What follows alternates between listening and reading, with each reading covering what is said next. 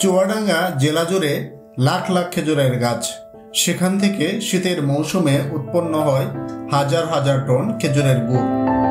সাত সকালে আমরা চলে এসেছি সুরজগঞ্জ বোয়ালিয়া গ্রামে।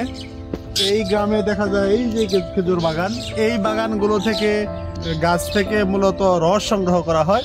এইখানে যে খাঁটি রসের নিশ্চয়তা, আমরা এই কারণে গাছের তলায় এসছি এবং এইখান থেকে এই আমাদের সামনে হাঁড়ি নামানো হচ্ছে। এই হাঁড়ির রস আমরা দেখব যে আওটায় ঢালা হচ্ছে, সেখানে জাল হবে, সেখান থেকে গুড় তৈরি করে নিয়ে আমরা ঢাকায় ফিরব। চুয়াডাঙ্গায় উৎপন্ন গুড়ের উপর ভিত্তি করে গড়ে উঠেছে দেশের সবচেয়ে বড় খেজুরের গুড়ের বাজার। কিন্তু অবাক করা বিষয়, এখানে মিলে না খাঁটি খেজুরের গুড়, আবার প্রকাশ্যেই তা স্বীকার করেন ব্যবসায়ীরা। ভাই ভাড় কিনতে আসলাম, বাসা থেকে বিক্রি করছি। আপনারা কত করে বিক্রি করেন? আমরা গ্রাম থেকে গুড় পেয়েছি বিভিন্ন 200 টাকা, 250 টাকা, 300 টাকা, মানে পার্টির পর নির্ভর করে। খাঁটি জিনিস দেন? জি ভাই, না চিনি বাদ ওইগুলো, যে অর্ডার দিলে তা তো চিনি দেওয়া সম্ভব। আর এমনিতে দেন না? হাটে বেচলে ভাই, হাটের গুড়ি চিনি না দিলে ব্যাপারীরা তো নেবেন না, গুড়ি মানটা ভালো না। কি পরিমাণ দেন?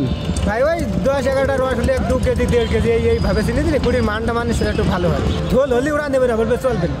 সপ্তাহে 2 দিন শুক্রবার আর সোমবার গুড়ের হাট বসে সরোজগঞ্জে।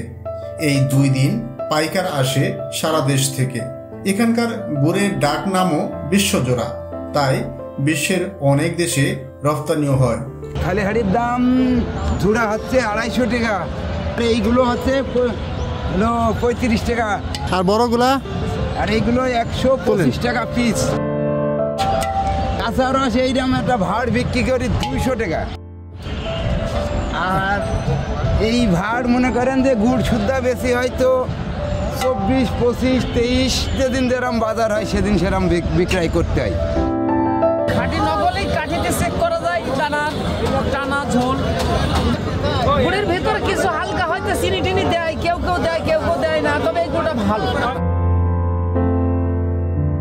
গাছিরা জানালেন, খাঁটি গুড় পেতে হলে দিতে হবে অর্ডার, মেনে নিতে হবে গুড়ের খারাপ রং।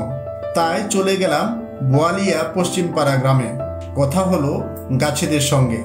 এখানকার খেজুর গুড় খুব উন্নত মানের, স্বাদ ভালো, যার কোনো বিদেশেও রপ্তানি হয় এখান থেকে। যারা মালয়েশিয়ায় যায়, তারপর কুয়েত যায়, এইসব দেশে যায় এইসব গুড়। এখানকার খেজুর গাছ মানে আমাদের উঁচু জায়গা, ডোবে না, পানি বন্যা আসে না, যার কারণে খেজুর গাছ হয়।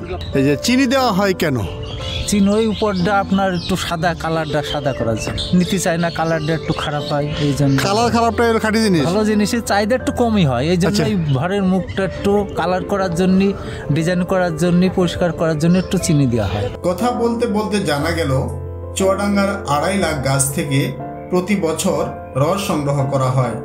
আর গাছিরা খাঁটি গুড় বাজারে নিয়ে বিক্রি করেন না, বাড়ি থেকেই সবাই নিয়ে যায় অর্ডার দিয়ে।